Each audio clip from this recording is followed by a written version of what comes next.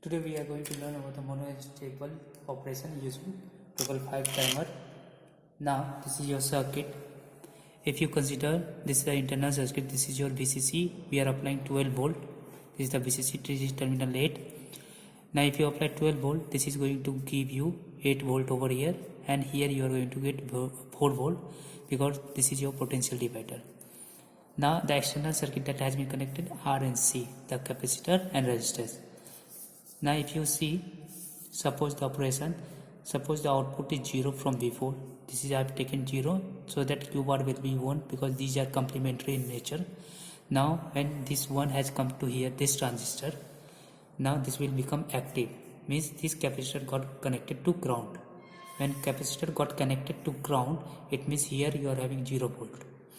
When this is 0 volt, inverting terminal has more than non-inverting terminal, then it will be your 0, because 0 minus 8 into 10 to the power 5, it is going to give you minus V set, and that is why you are going to get 0. Now this is the switch that has been applied to terminal 2. This is terminal 2. Now switch has been applied. Now before that it is connected to 12 volt. If you apply the switch, it will be connected to ground. Now here it is connected to 12, no switch has been applied, so it is 12 volt. When it is 12 volt, inverting has more than non-inverting, it means again it is going to give you minus V set or 0. When S and R is 0, it will remain in, it will take the last stage only, that is 0 stage only. Now what we are going to do, we are going to switch it for a small interval of time, means we are going to apply a negative pulse. We are going to switch it and it will be connected to ground for a small interval of time, for this period of time. If you want to see, if you want to set a time axis, now for this period of time only we are connecting. After that it is going to come to 12 volt only.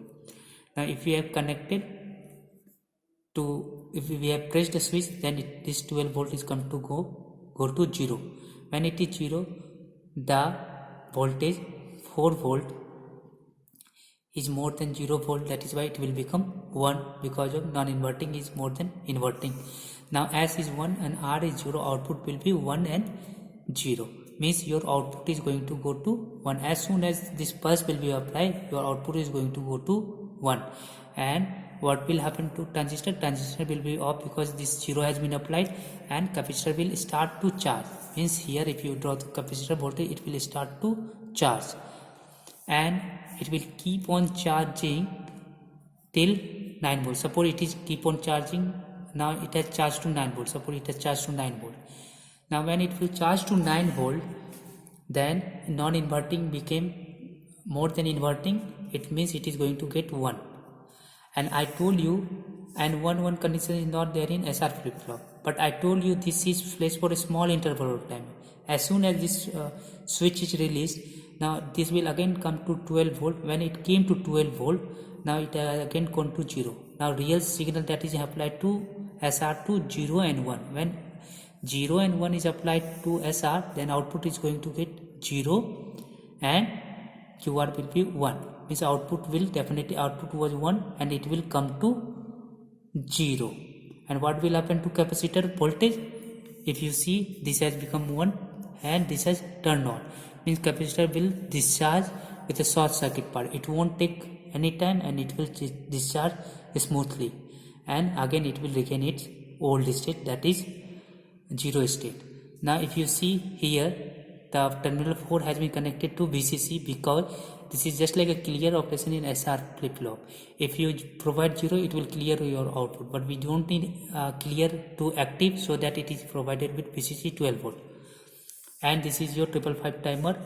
6 and 7 has been short circuited. Here also if you see 6 and 7 is short circuited, and it is connected to your capacitor. This is R and C, external circuit. VCC is given to 8 and VCC has given to 4. From 3 we are going to take the output, and 1 has been grounded, and this is your negative pulse that we are going to apply. Now the main problem is that in our lab we don't have this switch. Then what we are going to do, we are just going to connect to VCC. Initially it will connect it to visually, and for a smaller, manually, for a smaller period of time we are going to connect to ground. And when we connect to ground, and again we are going to go to VCC. Just for a small period of time we are going to connect to ground, means it will be 0 volt.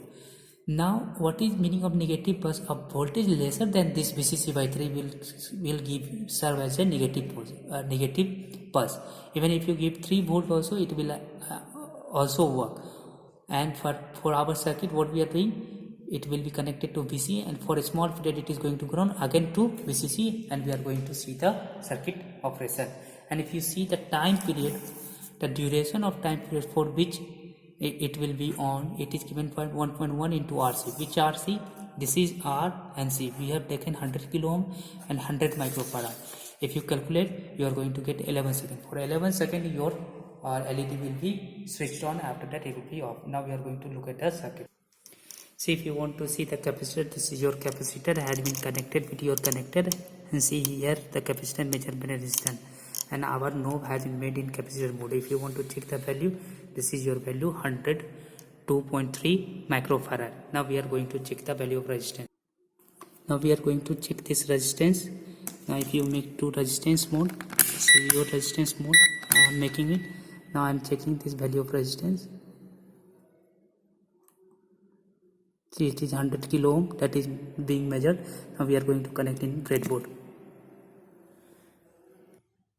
Now if you want to look at the circuit, now this LED has been connected with a resistance just to show the output. This 1 kilo ohm resistance has been connected to terminal 3 just to show the output.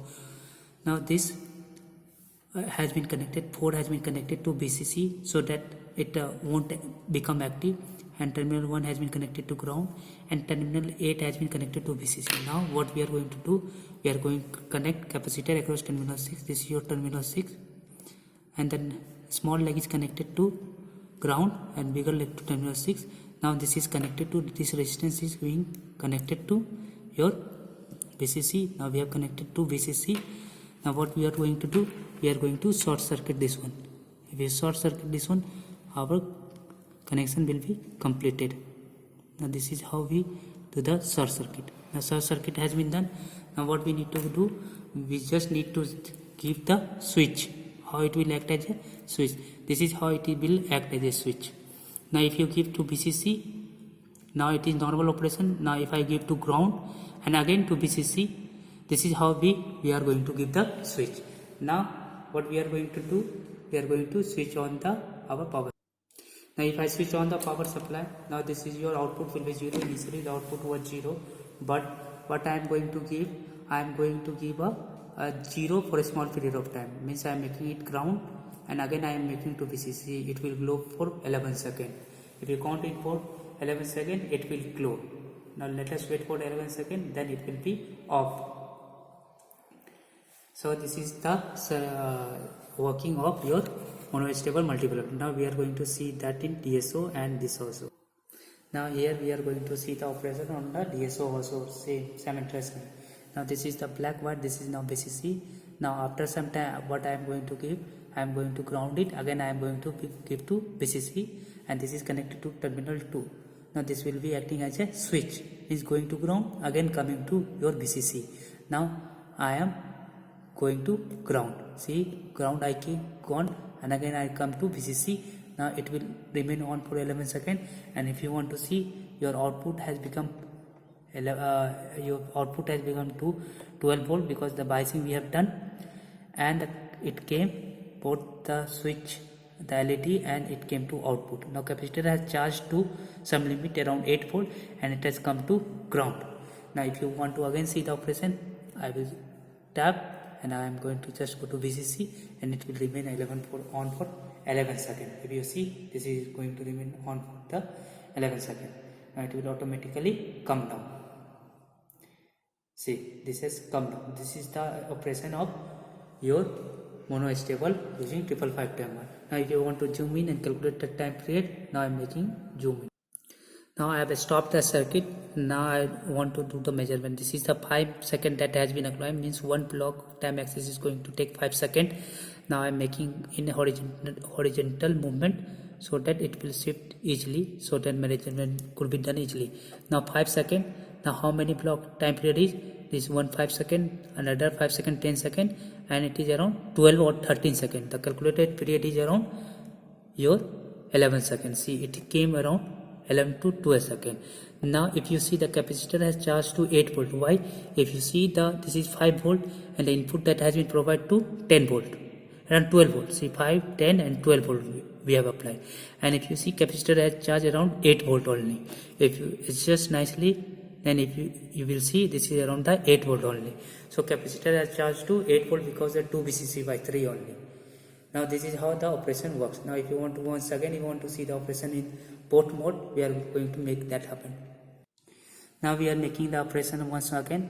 We are making to ground the LED glow and we have made to VCC once again. The output went to here to 12 volt, and if you want to the capacitor will charge till 11 second or 8 volt, and it is the output. So this is all about the monostable operation of your 555 timer.